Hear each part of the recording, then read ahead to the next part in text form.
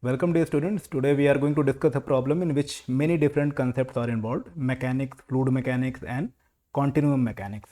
So here you can see it is a sprinkler as we can see in the top view, and its dimensions are its arm length is L and its nozzle length is small b, and the moment of inertia of this system with the water included inside is I as given in the question.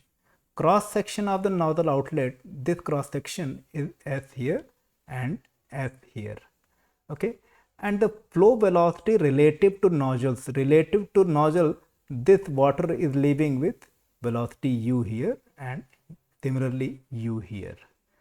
So if we neglect all the friction and viscous effects, the question is find the angular velocity of the tube as a function of time, omega t. Omega is the angular velocity of the sprinkler. Also find the initial angular acceleration of the tube. Okay.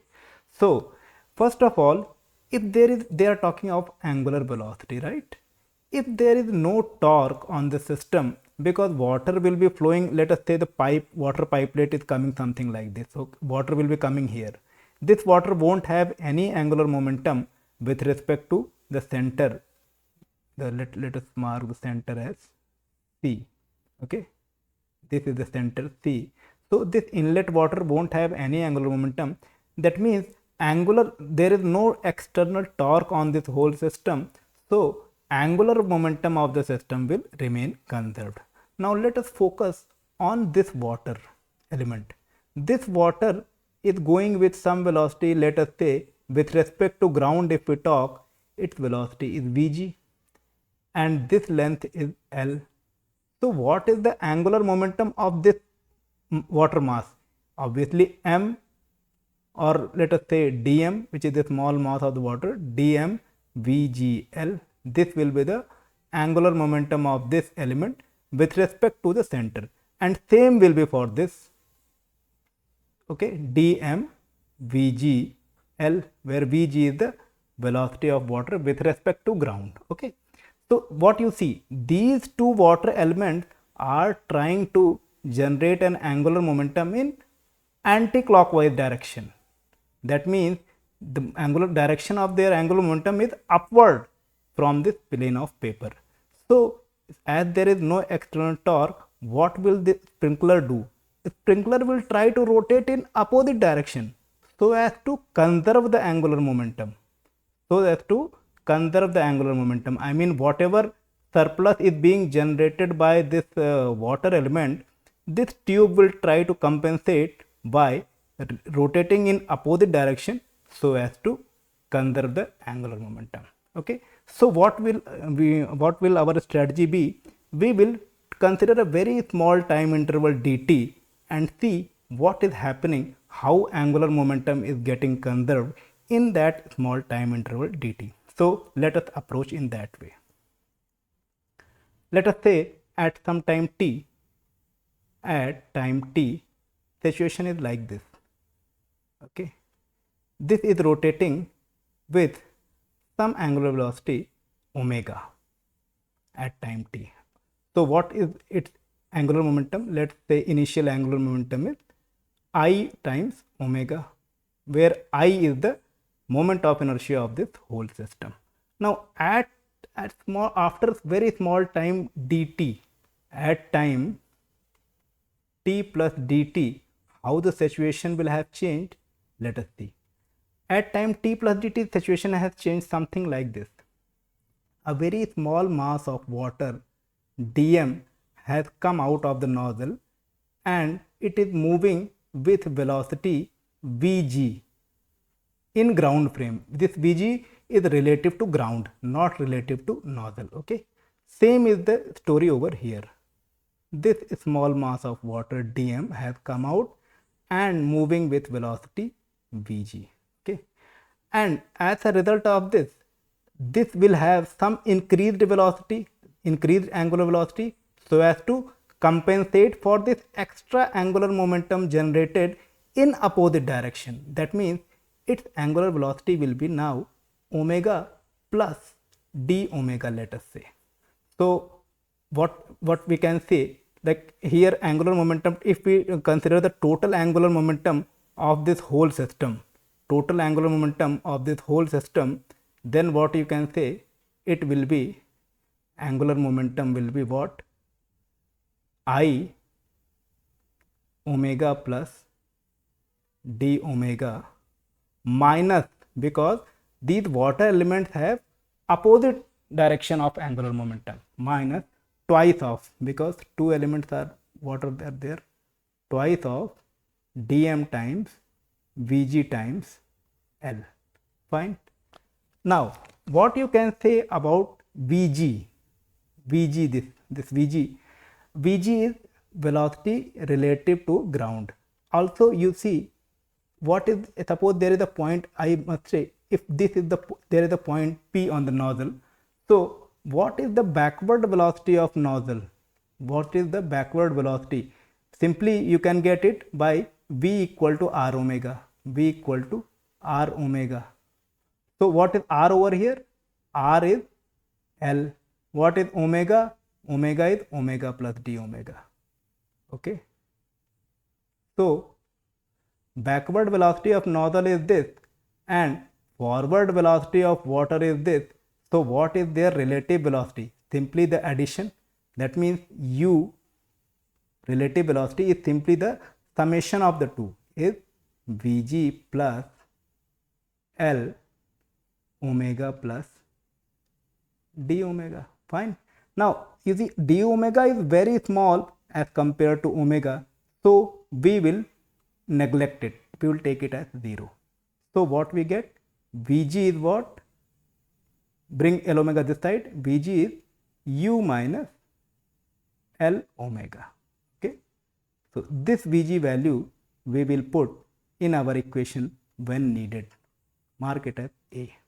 Okay, now what can you say about dm? Dm is what, suppose any pipe is there, suppose any pipe is there, we have studied in continuity equation what, that if its cross section is S and fluid is flowing with relative velocity u and density of liquid is rho, then we know dm, which is the mass flown in a very small time, is rho S u dt. Simply mark it as B. So put A and B in our angular momentum equation. So what we get, and here you know it is Li. So if we write Li should be Lf, because external torque is 0. External torque is 0. Okay. External tau is 0. So we can say Li is equal to Lf. Now Lf, if we put over here these values, we get Li is what, I omega, and Lf is what, I omega plus d omega minus twice of, now put the value of dm from equation B, so you get rho S u dt. Okay, 2 dm Vg is what, see the equation A, it is u minus L omega, 2 dm Vg and L. So this is the differential equation we got. Now you see, easily I omega gets cancelled with this one. So what we get, I d omega is equal to what, 2 rho S u L times u minus L omega dt. Okay, so now easily you can see that if this is a differential equation and you can easily solve it to get the final answer. How you can get it? Simple. Let me write it again. I d omega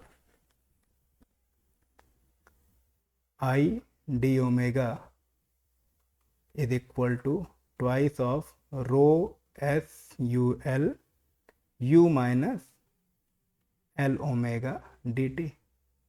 Simply bring this term downward, so you get d omega upon u minus L omega is equal to 2 rho SUL upon I times dt.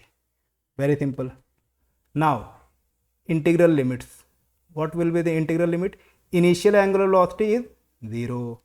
Final angular velocity, when we need it, let us say it is omega. Initial time is 0. Final time t. Now simply integrate, and what you get? Minus 1 upon L ln of u minus L omega upon u is equal to what? 2 rho SUL, 2 rho SUL t upon I. Fine. If you further solve it, then easily take the e exponential term and you get omega is what? Omega is u upon L bracket 1 minus exponential of minus 2 rho SUL square t upon I. Okay. This is the expression for omega t, which was our question. Now, initial angular acceleration, how you will get? Initial angular acceleration, which is alpha, is equal to what? Simply d omega by dt at t equal to 0. So what you do? You just differentiate this equation and put t equal to 0. So by doing this, you will easily get angular acceleration 2 rho s u square L upon I. This is the initial angular acceleration at time t equal to 0. So you can see how a continuous mass system is broken into smaller mass and it is dealt as a finite mass system. So this was all, and if you have any questions, any queries, any doubts, please feel free to ask in the comments. Thank you.